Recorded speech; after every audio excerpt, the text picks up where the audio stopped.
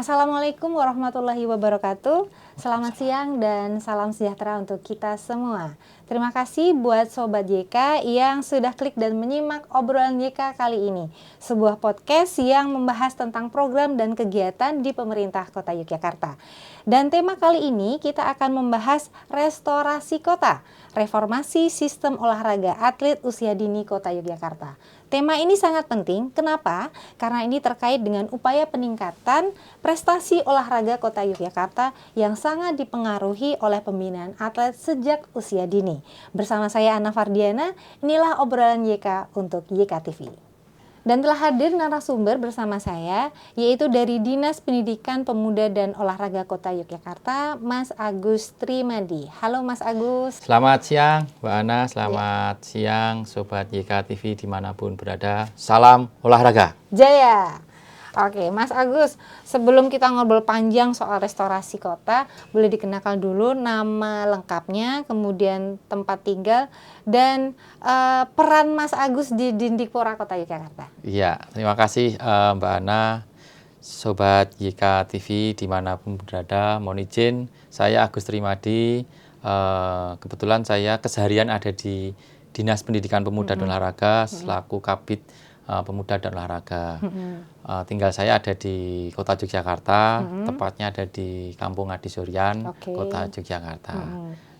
Oke, kemudian nih Mas Agus, ini kan kita membahas tentang gerakan restorasi kota, reformasi sistem olahraga atlet usia dini Kota Yogyakarta. Ya. Nah, idenya ini dari mana Mas? Karena itu kan pasti ada latar belakang dan juga pengalaman di belakangnya gitu. Boleh diceritakan? Iya, terima kasih Mbak Ana. Jadi permasalahan ini timbul karena beberapa tahun sampai dengan saat ini prestasi olahraga di Kota Yogyakarta itu pada posisi yang relatif stuck dan cenderung tidak naik. Nah, ini kurangnya optimal di dalam proses perolehan prestasi di olahraga di Kota Yogyakarta.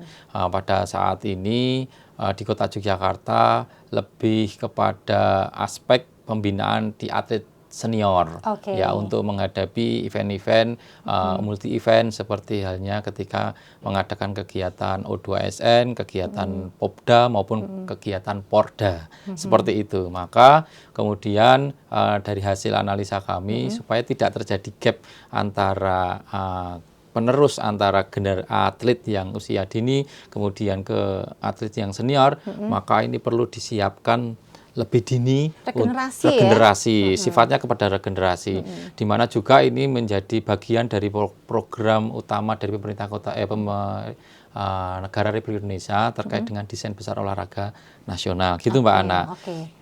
Kemudian ini Mas, kan Mas Agus Trimadi sendiri mungkin backgroundnya apa? Kenapa kok jadi tertarik tentang keolahragaan gitu? Kemudian apa itu juga mempengaruhi sudut pandang perspektif Mas Agus terhadap program restorasi ini? Ya, restorasi sendiri itu kan artinya reformasi sistem olahraga atlet usia dini. Jadi pada saat ini sistem yang digunakan itu adalah masih menggunakan sistem alamiah, belum kepada sistem ilmiah. Nah, pendekatan faktor utama science support belum diutamakan dalam proses pembinaan. Maka kemudian melalui teknologi informasi kami ingin mengajak pelaku-pelaku olahraga, guru olahraga dan sebagainya itu melakukan pendekatan dengan sport science tersebut.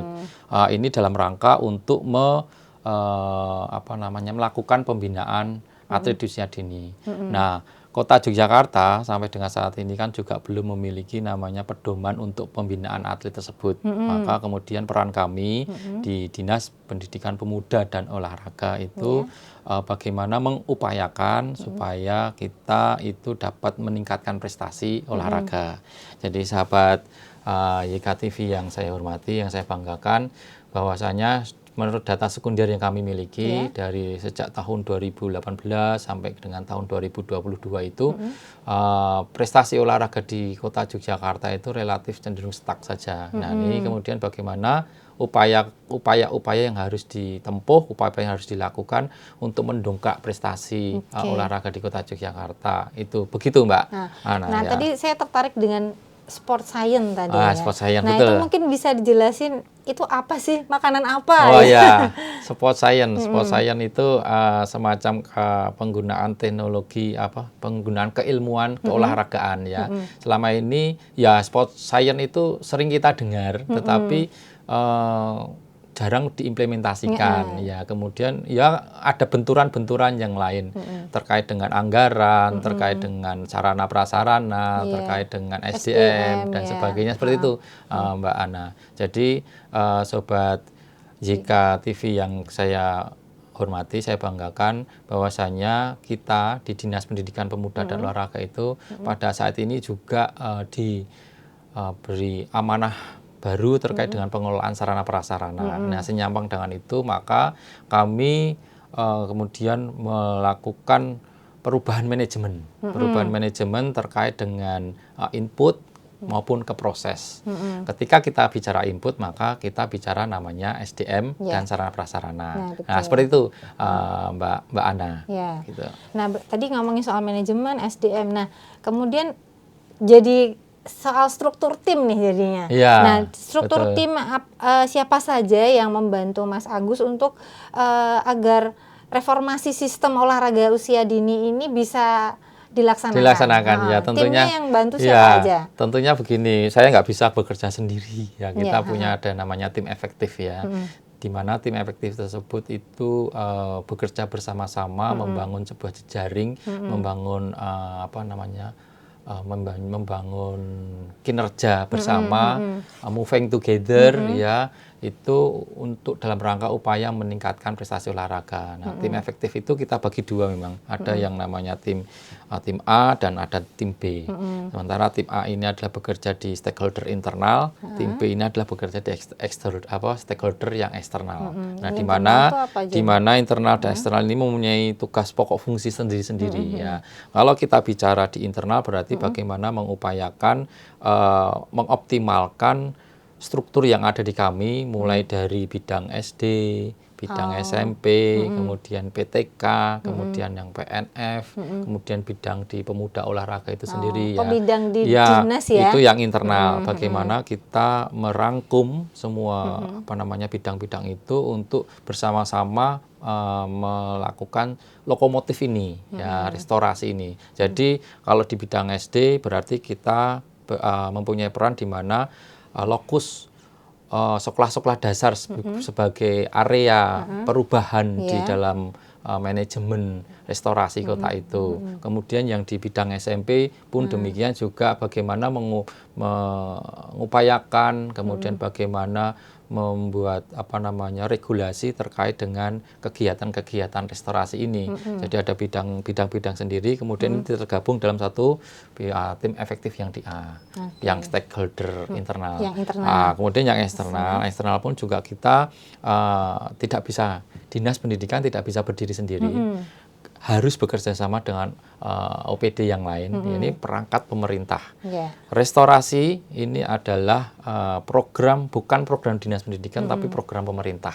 Program di mana pemerintah kota. Maka di mana ada dukungan-dukungan stakeholder yang kami minta untuk mendukung kegiatan-kegiatan pemerintah. Seperti halnya ketika kita juga mendukung program kegiatannya di Kota Layak Anak umpamanya. Di situ kan ada satu ruang di mana ada aktivitas kreativitas anak-anak dengan memanfaatkan waktu luang. Nah, waktu luang itu kita manfaatkan dengan berolahraga ya, diregulasi di SD, di SMP, nah seperti itu. Pun demikian juga ada program kegiatan, contoh di Dinas Pertanian.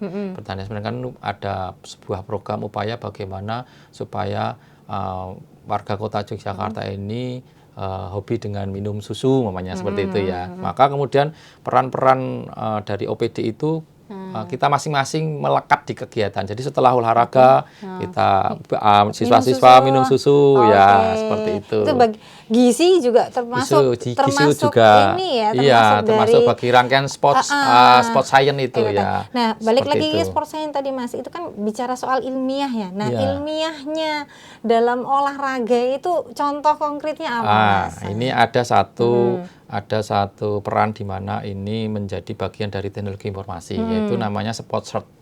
Seposet ini Mbak Ana jadi semacam kayak pengukuran, baik pengukuran bahwa si anak ini memiliki potensi olahraga atau tidak, bahkan sampai pada diukur bagaimana anak ini memiliki keberbakatan di olahraga. Nah, cocoknya ini selama ini kan sobat TV YK ya. Selama ini kita itu memandang keberbakatan anak dari pandangan saja. Lebih kepada visual. Lebih pada visual. Jadi ketika ada anak-anak yang larinya cepat, kamu cocoknya di anaknya tinggi. Di atletik tinggi, nanti bisa di volley, basket lah kayak gitu ya. Tapi itu belum tentu, Maka ada alat ukur tersendiri bagaimana ini untuk dapat mengetahui potensi-potensi dari anak tersebut. Misalnya apa tuh Mas? Contohnya kan ini ada namanya ada 10 butir alat tes ya. Itu pertanyaan. Ada 2 bagian di mana bagian itu adalah mengukur fisik, kemudian yang kedua adalah bagian mengukur motorik, kayak gitu ya, biomekanik kayak gitu ya. Kalau fisik tuh misalnya? Fisik itu ya contohnya untuk mengukur berat badan, tinggi badan, kemudian rentang tangan, jengkal, kayak gitu ya, seperti semacam itu untuk ini juga dapat digunakan di teman-teman kita di di dinas kesehatan juga sebenarnya untuk mengukur bagaimana screening tesnya di dinas kesehatan untuk anak-anak di sekolah seperti itu. Kemudian bagian yang kedua itu terkait dengan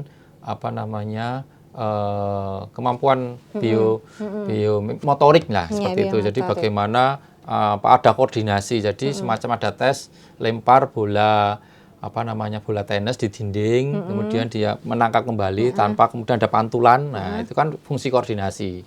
Juga ada yang fungsi yang lain motorik, lempar bola basket dengan posisi duduk, dilempar, jaraknya berapa bisa kita ukur, ini untuk mengukur kekuatan. Nah, semacam itu pakai alat juga ya? Ada alatnya, kemudian juga ada untuk ketahanan, daya tahan tubuh itu juga kita melakukan tes bagaimana seseorang itu lari ya, lari jarak kayak gitu. Seperti itu daya tahan. Seperti dari hasil itu semua kita kemudian kita dekatkan dengan aplikasi yang kita sedang bangun itu untuk mengetahui. Itu diolah datanya. Diolah dengan aplikasi yang kita bangun namanya Sigaspol. Apa tuh Mas Sigaspol? Sigaspol itu adalah sebenarnya database big datanya kami. Ya, itu artinya ya kepanjangannya Sistem Informasi Kelembagaan Keolahragaan Pemuda dan Olahraga. Nah, kayak gitu ya. Ini namanya istilah saja itu Sigaspol ya. Mas Agus, saya pengen tanya, siapa saja yang sangat berperan dalam melaksanakan program ini? Baik, Mbak Ana, Sobat TV YK yang saya hormati. Tentunya kita di dalam proses implementasi di restorasi ini didukung teman-teman kita yang ada di sekolahan. Dalam hal ini adalah pasti guru PJOK. Guru olahraga. Guru olahraga. Jadi kalau di dalam fungsi pokok guru olahraga itu bagaimana meningkatkan kebugaran anak-anak ya. Di mana kebugaran ternyata setelah kita melakukan hasil tes kebugaran di Kota Yogyakarta memang pada yang terendah ya. Kita yang terendah, artinya kalau kita lihat dari hasil tes sendiri Yogyakarta itu belum pada titik kebugaran gitu ya. Belum pada titik minimal ya gitu ya. Jadi itu masih nilainya masih di balik itu 2 lah istilahnya. Ada nilai balikan istilahnya, ada rumusnya seperti itu Mbak. Kita kemarin mencoba untuk mengukur di 5 wilayah. Yang pertama ada di wilayah Ngupasan, kemudian yang kedua adalah wilayah Patehan, kemudian di Petang Puluhan, kemudian juga ada di wilayah Semaki. Terakhir kita di 2 wilayah dan kita mengadakan alat tes uji cobanya di Gor Segoro Amarto. Nah, seperti itu. Dari hasil itu kemudian bisa kita ambil kesimpulan bahwa kebugaran di Kota Yogyakarta ini perlu ditingkatkan. Ya, ada upaya-upaya yang lain yang sudah kita lakukan untuk meningkatkan kebugaran, yaitu dengan cara menambah titik-titik senam setiap ahad itu Mbak Ana ya, itu dalam rangka untuk setiap minggu. Nah, seperti itu. Nah, kemudian yang berkaitan dengan restorasi kota Mbak Ana, ini di sekolah itu peran guru ini sangat dominan, maka ini menjadi indikator kinerja utama guru olahraga di dalam melakukan penilaian terhadap anak itu sendiri. Jadi kalau tadi lebih kepada aspek kebugaran, sekarang bagaimana ini bergeser kepada prestasi olahraga. Nah, ini ada satu ruang di mana ruang ini adalah semacam kayak kegiatan lain yang bentuknya adalah ekstrakurikuler.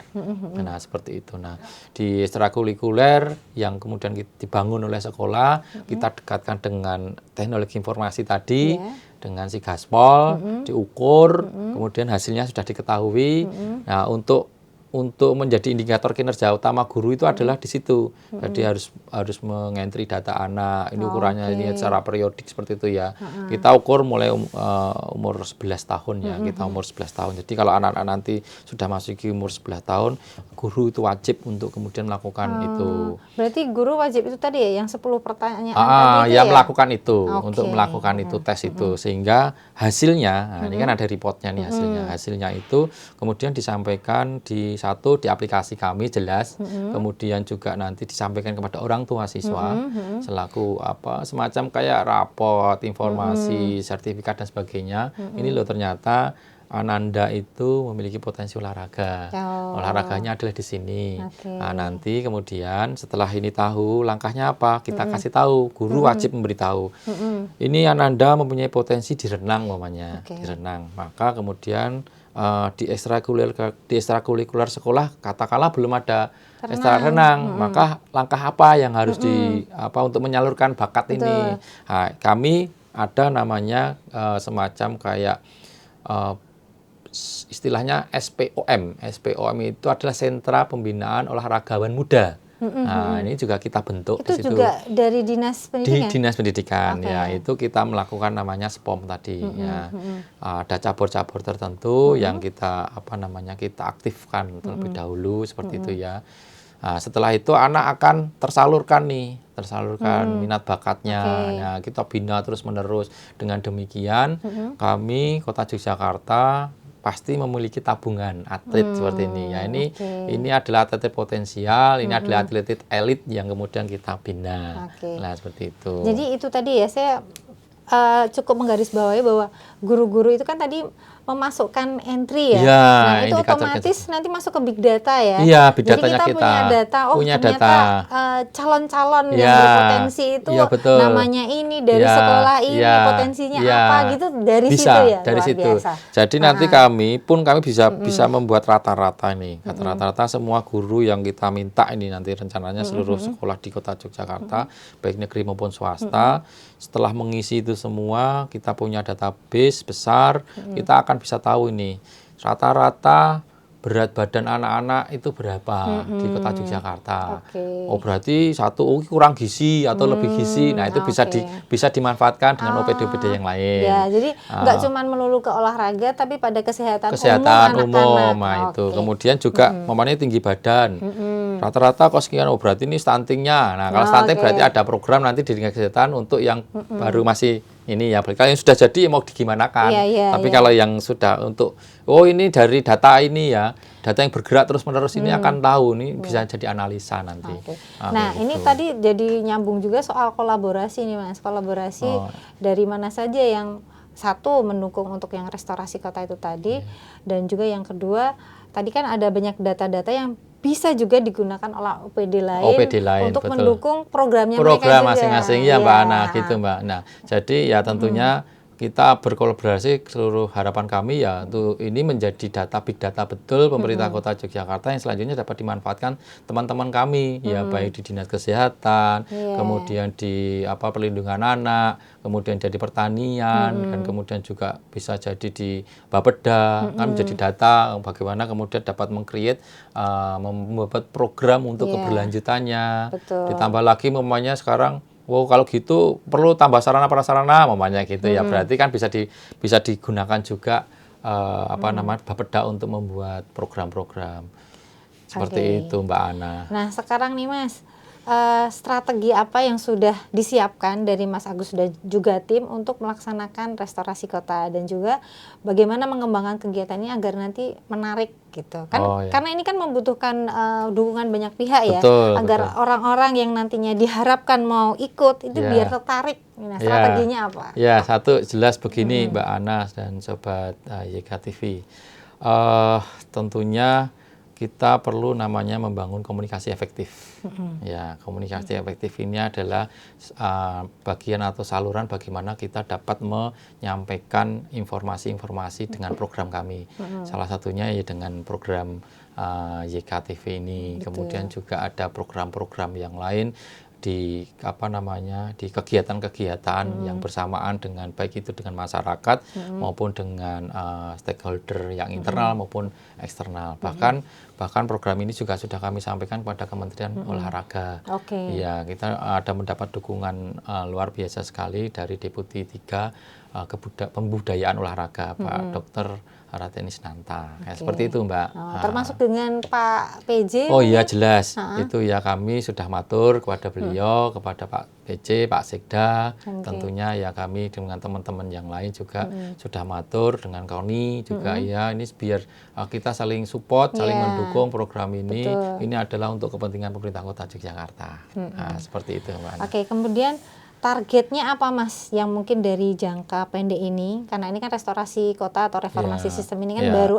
istilahnya ini langkah awal ya. Langkah awal, ya, Nah, langkah ini awal. target jangka pendeknya apa, kemudian jangka menengahnya apa, dan mungkin yang jangka panjangnya apa? Oh ya, jadi gini Mbak Ana dan Sobat YK TV, untuk jangka pendek dalam pelaksanaan implementasi program ini yang jelas kami ini mengimplementasikan mensosialisasikan termasuk terlebih sekarang ini ya. Ini bagian dari ini harus harus tersampaikan kepada masyarakat. Harapan kami ketika ini sudah tersampaikan kepada stakeholder internal, stakeholder eksternal, ini akan ada daya dukung dari teman-teman semuanya. Oh, ini begini, ayo kita sama-sama kemudian bahu-membahu mendukung ya dengan istilah moving together kayak gitu ya. Kita bergerak bersama-sama untuk kemudian untuk mencapai tujuan tadi itu ya. Kemudian tujuan yang berikutnya tentunya kami akan memiliki tabungan atlet nanti ya.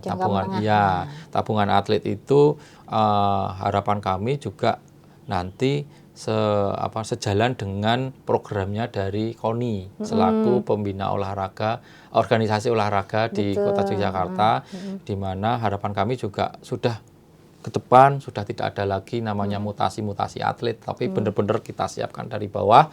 Kamu ini dimanfaatkan, bibitnya benar-benar di sini. Monggo kita kemudian, ayo kita sama-sama kita bina, kemudian kita dilakukan pelatihan, dicoba dan sebagainya bertahap, karena memang namanya olahraga ini tidak bisa dengan waktu yang sangat singkat. Nggak instan nggak bisa instan sekali Mbak Ana. Jadi kemudian setelah itu kami itu sebenarnya juga lebih kepada menyiapkan atlet-atlet ini untuk menghadapi Olimpiade di tahun 2032. Ini rencananya di tahun 2032 ini kan di Indonesia nih, tuan rumahnya. Iya, 10 tahun lagi. Rencananya kan di Indonesia, tetapi kelihatannya kemarin kalah ya. Kalah sama Sydney kalau nggak salah. Nah, nanti ada potensi di tahun 2036. Indonesia sebagai tuan rumah. Maka kemudian ini anak-anak yang sekarang ini untuk mempersiapkan itu. Ditambah lagi nanti kita di tahun 2045 sebagai Indonesia Emas, kita masuk 5 besar di Olimpiade. Nah, seperti itu Mbak. Itu jangka panjangnya seperti itu ya. Betul begitu, sekali. Mbak Anang, ya. Kemudian nih Mas, Mas Agus, bahwa setiap program yang dibuat oleh kita di pemerintah kota itu kan pasti arahnya adalah untuk kemanfaatan di masyarakat nih. Betul. Benefitnya apa? Nah, menurut Mas Agus dari program restorasi kota reformasi sistem olahraga ini, benefitnya untuk masyarakat apa? Yang konkret Mas. Konkret, baik.